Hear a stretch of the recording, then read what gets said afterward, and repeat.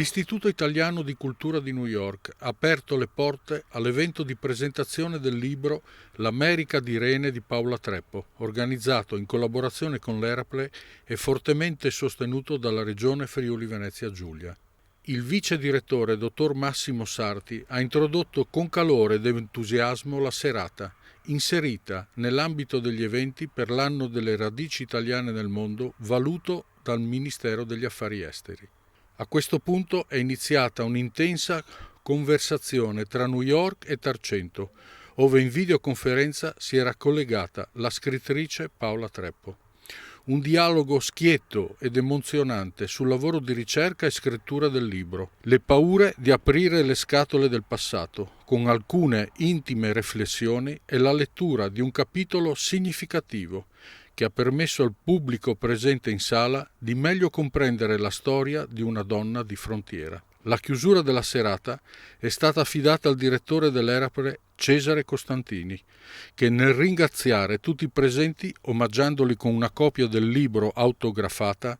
ha ribadito come da anni si sia consolidata la collaborazione con l'Istituto Italiano di New York guidato dal professor Finotti, palcoscenico, culturale, ideale ed autorevole di Casa Italia Oltreoceano. Sempre a New York un'altra serata speciale con la presentazione del libro presso la Famè Furlane, in collaborazione con la Clape, altro ente friulano partner del progetto, e presente con il presidente Lucio Gregoretti e le sue collaboratrici Rada e Giovanna.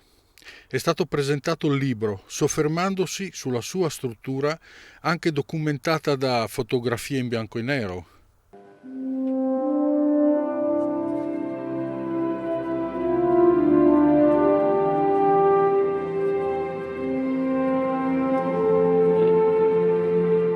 Corrispondenza di famiglia.